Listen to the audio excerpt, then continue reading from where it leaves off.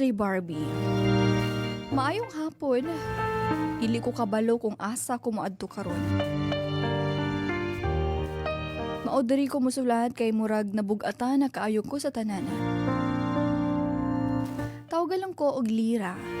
Dili tinuod akong pangalan, pero tinuod kaayo ang kasakit nga ako ang gidala. Minyo ko og 7 na katuig. Ang ako ang bana, si Mark. Tawag na lang nako ana niya kay dili man perpekto. Pero tarong siyang klaseng lalaki. Kusog siya mo trabaho.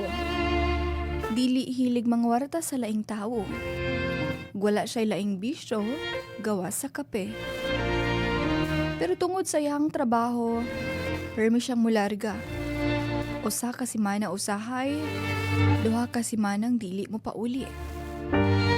Wala ko magreklamo kay mao man nga mo ang gidiskusyonan sa una nga kami manag-uyab pa. Nga kinahanglan namo ni buhaton para sa amo ang kaugmaon.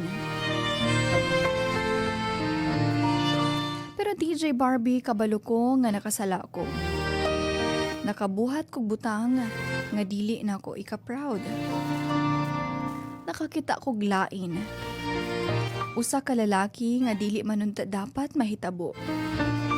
Og ang pinakagrabe, dili siya ordinaryong lalaki. Kumpare siya sa ako ang bana. Nagsugod raman unta sa istorya-istorya kay permi ko nga mag-inusara sa balay. Usahay maadto siya diri kay mag-check. Mag-check daw na ako kung okay ko. Kay nabalaka ko no siya, nga sige ko og huna-huna.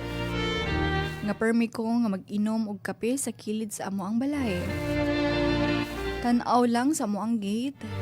Gatulala, nga murag adunay ginahulat. Iyang giingon nga kapoy na daw kaayo siya og tan-aw nako nga gaantos og kamingaw.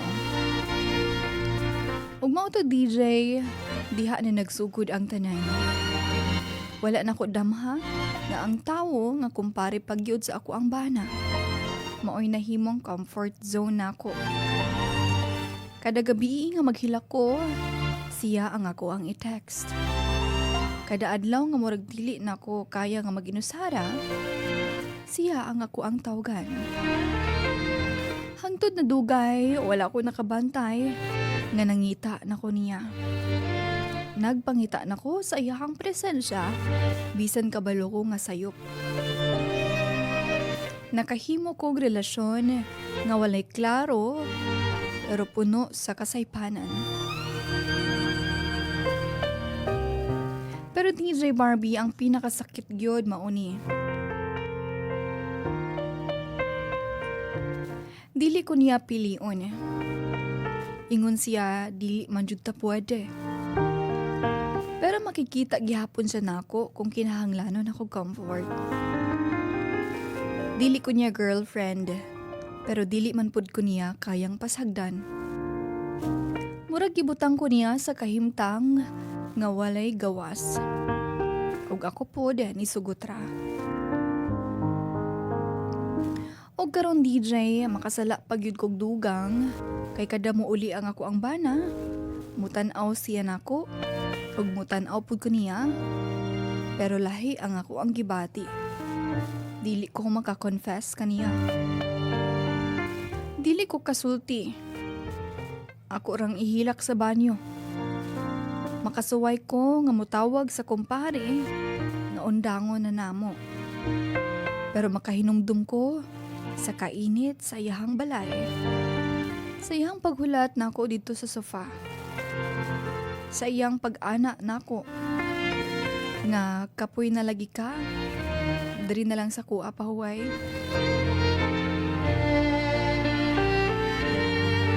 DJ, sakit kaayo kay kabalo ko nga sayop. Kabalo ko nga grabe ang ako ang sala. Kabalo ko nga dili ni dapat mahitabo.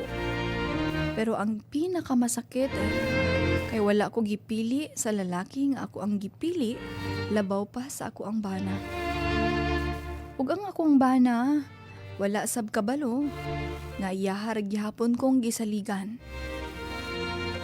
Di ko kabalo unsay angay na kong buhaton. Di ko ganahan nga mobiya sa ako ang bana kay tarong man siya o wala man sab siya'y sala.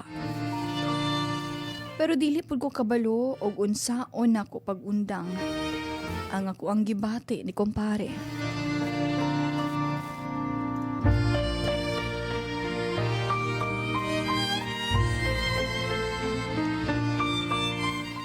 Murag daadi ko sa comfort nga iyahang ginahatag. Comfort nga pinakagrabe og pinakasayop nga akong nadawat sa kalibutan. DJ Barbie, unsaon ako pag-ayo sa ako ang kaugalingon nga ako mismo nagtuis sa ako ang kinabuhi. Unsaon ako pagbalik sa ako sa ako ang kaugalingon sa una nga dili magpataka og pangita og kahupayan nga temporaryo sa lain. Naglaom ko nga makadungog kanimo, DJ. Dari na lang kutob. Lira.